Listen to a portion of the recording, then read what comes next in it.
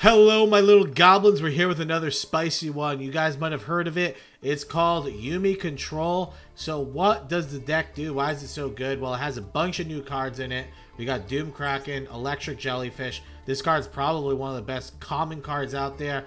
This card sends Yuumi to the graveyard, lets you special summon a water from your hand. And on top of all that, if you have Yuumi on the field, you can negate spell and monster effects.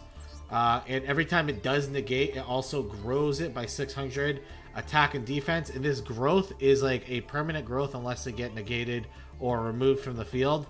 So they can actually get pretty large if you get multiple negates off. Another crazy card is our Ocean Dragon Lord. So this card pretty much allows our opponent to only have one other monster that is not a water on the field. If they have anything more than that, they have to send it to the graveyard. So if we're able to special summon this card on our opponent's turn when they have, let's say, 3 or 4 monsters on the field, they're going to be forced to send most of those monsters to the graveyard unless they are water type. Now we have Mega Fortress Whale, which again, very good card. It is basically a battle trick though. A lot of times you'll be summoning this card off of our Dark Reef, and what this card does, it lets us pop an opponent's monster during the battle phase. Only our opponent's battle phase. But another card that's actually crazy, that's actually crazy about this, is this card can also just be a win con, because when you activate this on your side of the field, you can attack your opponent directly with all your water monsters. Dark Reef with Mega Fortress Whale is like a one-shot. Pretty crazy, so watch out for that. We're running the 2 triple tactics. I was actually thinking about running 3, but I really don't want to increase the amount of cards in the deck even more. But this card is absolutely insane right now, especially when you're in higher elo. Just everyone's running like 30 hand traps, so getting the value off of this is pretty nutty. Fish Sonar, another new card. Card is insane. Like actually, when I say insane, the card's like really, really good. So if we have Yuumi on the field, you can add a level 7 or lower monster from our deck to our hand, and then you can special summon a normal, which is why we have Terra King. So Terra King can get summoned by either Fish Sonar or by the Dark Reef. Both of those cards have effects to let you special summon a normal from the deck. So let's talk about anything in the extra deck. I mean, the only notable cards in the extra deck is Bahamut Shark, totally awesome, and Stealth Kraken. A lot of the times you don't even need to go into these cards though, because a Legendary Ocean makes your monsters into level 3s. So essentially the only cards that can actually go into the level 4s would be the Ocean Lord with Terra King Salmon. Like those, so it's a little weird place, but we're pretty much using the extra deck anyway for Pot of E and Pot of P. So it's not that big of a deal. Let's get into the game so you guys can see what I am talking about. Hello everyone, we're here for game number 1, and this is, I actually wanted to show this game because it shows another really funny interaction in my opinion. So that's why we're going to be showing it. So our opponent Max sees us right off the bat. We're going to play the Electric Jellyfish, summon our Ocean Lord. Ocean Lord is going to grab Sea Stealth Attack.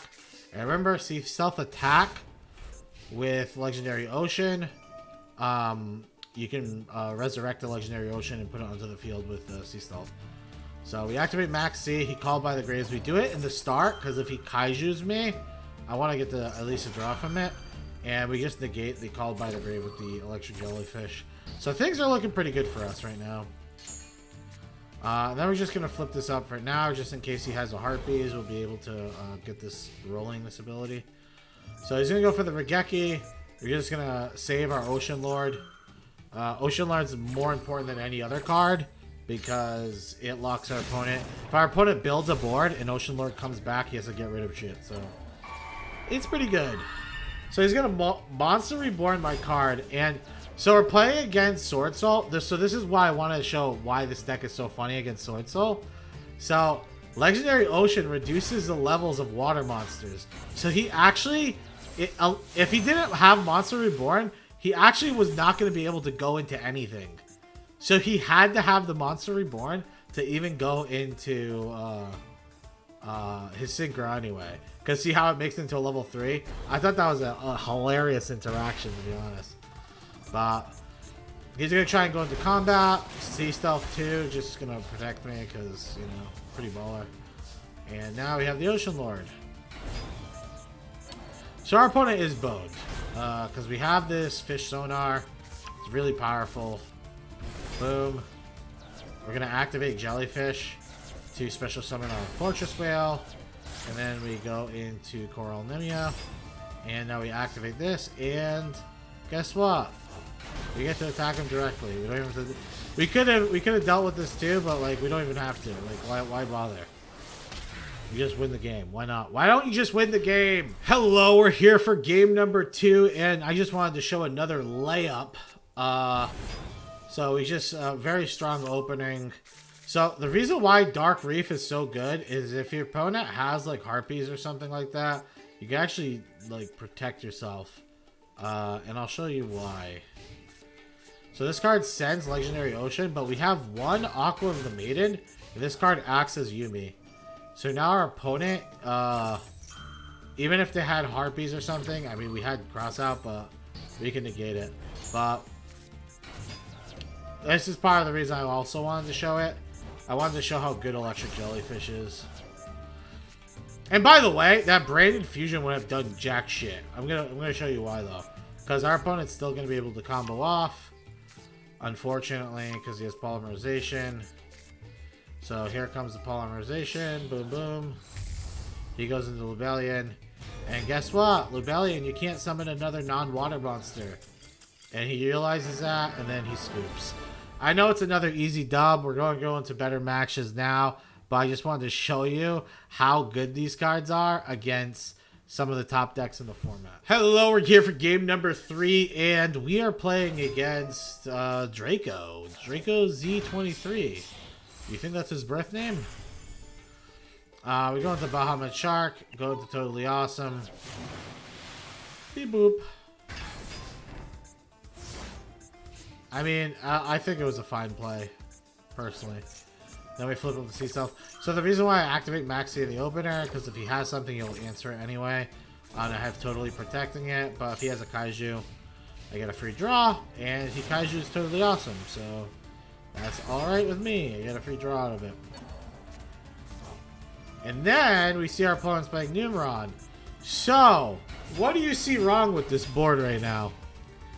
His Kaiju that he gave me, Gammerseal, is a level 8 water monster. So Sea Stealth attack protects me from getting killed. It was actually the worst Kaiju he could have played against me.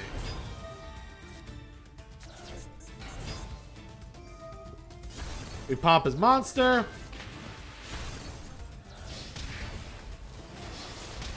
Bada bing, bada boom.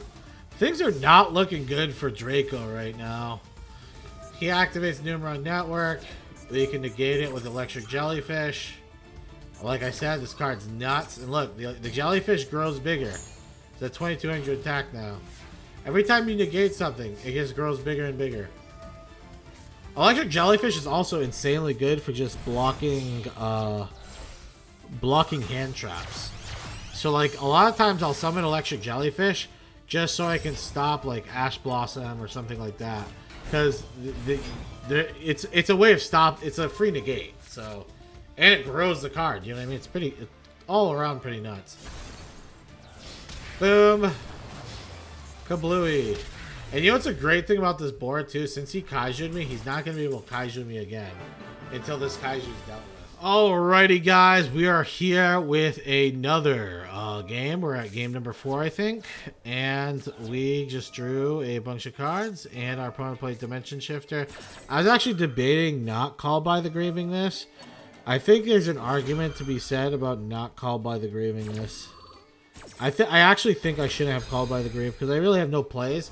And you know what this does? This makes it so if I Ash his Floateries cards, he can return Called by the Grave at me. You know what I mean? So I actually think Called by the Grave was a bad choice here. Just try and think of some of these plays when you play, because we really weren't gonna have much follow up there anyway.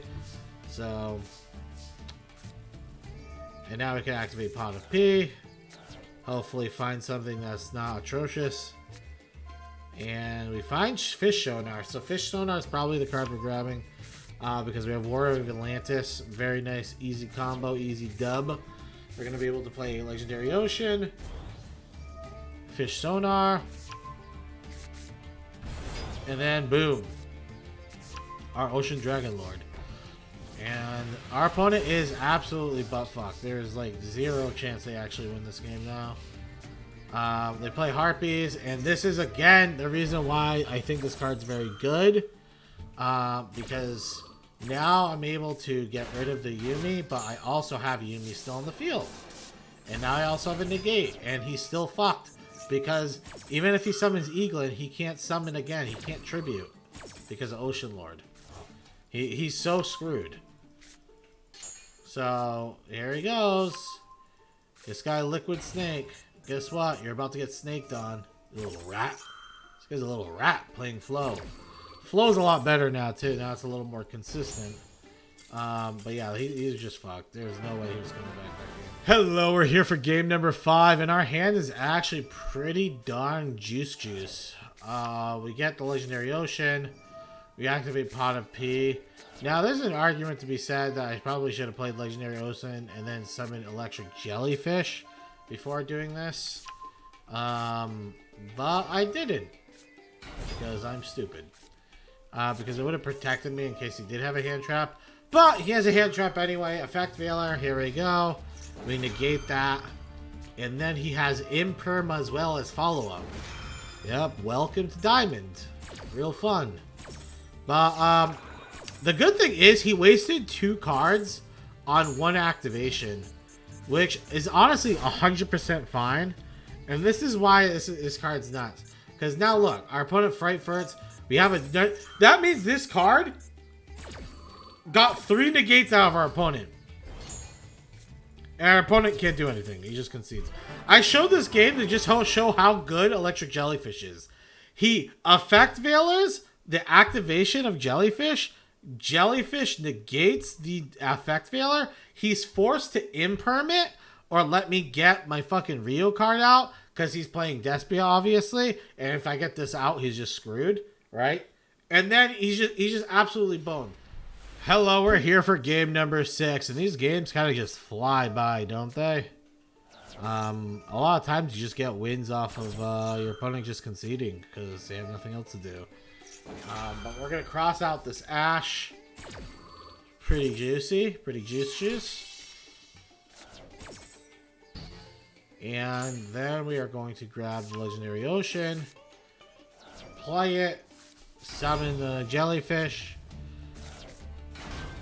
Now, honestly, all this is kind of irrelevant, IMO, because, like, it really doesn't do anything to the board, but this is the board we kind of come up with.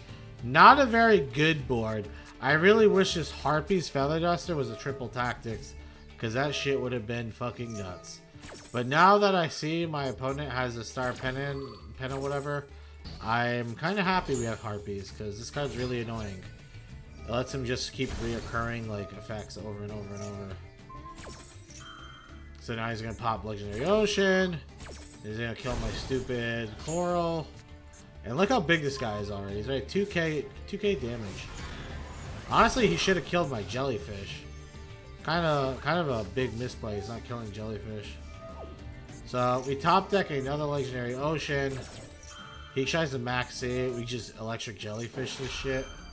Because we're not beta, you know, we're alphas. And this guy's name is Ra. It's like 1 syllable, like what the fuck is that? And then we are going to go for the Harpies. Get rid of this shit, because this shit is going to give him so much card advantage. Stays on the field. Again, we just redo everything that we just seen. Then we just beat his ass in. We're at 2800 attack. Now he can't even go over it if he wanted to. This is why I feel like you have to deal with it. I will say, you have to be very careful what you use this negate on, because this doesn't negate and destroy. So if I just negated like the activation of this, it actually would not really do anything. So you have to be very careful what you're negating exactly. So this is where you're supposed to negate, right here. So he doesn't get any additional effect. Boom. card grows bigger. He's gonna pop, pop and pop. 100% fine. This is all Gucci. Now we have fish sonar. We go into Bahamut shark. Now this is what's crazy. So we go into totally awesome. This is gonna get our legendary ocean. Again, we have 3 of them in the graveyard at the moment. And now this fish sonar is gonna absolutely decimate our opponent. We're gonna get Terra King for free. And we got our Ocean Lord. Things looking good, and our opponent scoops up. They couldn't handle it. They couldn't handle the disgrace we were putting. They couldn't handle the disgrace I put on their mama's name. And we're back for the last game. We're getting a 7th game in this just because the games are really quick. And I do want to mind you, these games take place in Plat 1 and Diamond. This game actually was taking place in Plat 1, which was fucking surprising to me. Why the hell am I playing against this shit at Plat 1? Because Plat 1 is like where you're climbing. You expect to see this stuff Diamond 5, Plat 5. Possibly. You know? Plat 1, you're trying to get into Diamond, right? So, kind of weird. But our play is pretty simplistic. We set up the Yumi, we set up the Dark Realm. We're going to act the Dark Reef, sorry. The Dark Reef's going to get our little fishy friends. Boom, boom. And now our opponent is locked. He is not going to be able to activate Mizuki's effect. And, yeah, he's pretty boned here. And then he uses Forbidden Droplet. He actually discards 2 cards and negate the Yumi effect, which is kind of silly. Realistically, all he had to do is negate either this or this. But we have Called by the Grave anyway, so it's actually a blowout. So, stopping that Mizuki, because I don't know if you know how this deck works. They'll summon like a bunch of synchros over and over and over. And then they will make me mill a bunch of cards, and it's annoying. But he just got completely outplayed and out. I don't know what else to say. Let's go to the recap. Hello, we're here with the recap, and let's go over how did this deck perform. Did it make me a better man? And more importantly, did it make me a better lover? I'm going to say yes to the latter. Let's talk about first. Let's talk about Mommy Maiden, because my goodness. There are 2 things about this card that I just can't get my mind off of, but I'm just going to leave that for another day. And so this card's actually very good because it's good with the Dark Reef. Unless you can set up Sea Stealth Attack, where Sea Stealth Attack can recur Legendary Ocean after you send it to the graveyard to Dark Reef.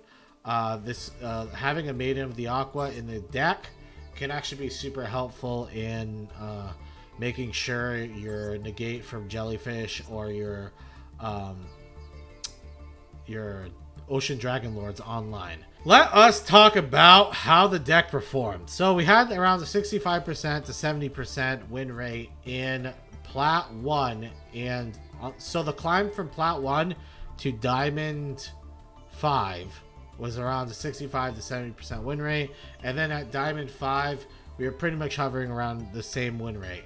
So I'm just going to say the deck performed pretty well, but I will say there was definitely some brick factors. Even though we run like 11 fucking Legendary Oceans in the deck, we still sometimes brick on getting a Legendary Ocean. That could just be my own luck, you know what I mean?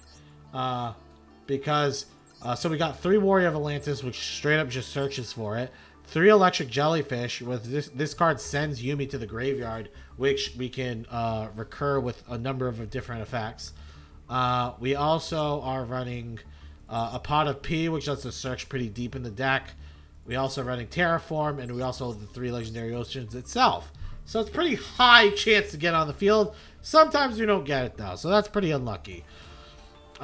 What my favorite parts about the deck are how strong this card is. This card is really powerful. Being able to, like, your ideal opener, I'm not even kidding, maybe this isn't like the most super ideal, is you use Electric Jellyfish, special summon Ocean Dragon Lord, use this effect to grab Sea Stealth Attack, and then you can set Sea Stealth Attack. Because then Sea Stealth Attack can bring back the Legendary Ocean, and boom, now you have some protection. And that's a very strong opener. You have a negate, and you also have a very annoying card that your opponent has to deal with, or they're probably going to lose the game. I also will say that this deck is not very good against MENACE. I know some people will say, oh, it's actually, you just have to really time the jellyfish. But, dude, MENACE has too much recurring effects now. And the fact that the Ocean Dragonlord literally does nothing dick diddly to stop it is a little concerning. And not to mention, if they end up running Crystal Heart, if they go into Crystal Heart, the Sea Stealth attack does absolutely zero. Like, this card's supposed to be your card to, like, actually, like, beat the shit out of decks that make really big monsters. But if the card is unaffected by all card effects, then guess what? That doesn't really work too well. I would say MENACE is a little more popular right now, just because the new set is out. So just to keep that in mind. This deck, you see the interactions with Sword Soul and Despia. If you're going first and you get your basic combo out, those decks should be easy dubs. If you get the basic combo out, guess what? Despia can't do what they want to do. Sword Soul can't do what they want to do. And I think that's really all you really could ask for, right? So that's kind of what I have to say for the deck. On a scale of a power level from like 1 to 10, I'm going to say this deck is a solid like 7.5, 8. I don't think it's as strong as MENACE. I think MENACE is way more consistent.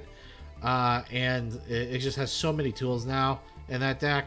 But I will not say this deck is not powerful, because it definitely has a lot of power behind it. I think it's a lot of fun too. So if you really like the whole Mako theme, I think this is definitely the deck for you. I really do. So on a tier list, I would say this deck's probably like a tier 2.5 to a tier 3. I don't think it's quite at the tier 2 mark. It might be. I don't know. It could be maybe max tier 2. But like I said, I don't think it's as good as MENACE. So I hope you guys enjoyed the video. Let me know what you guys are looking for next. And we're out.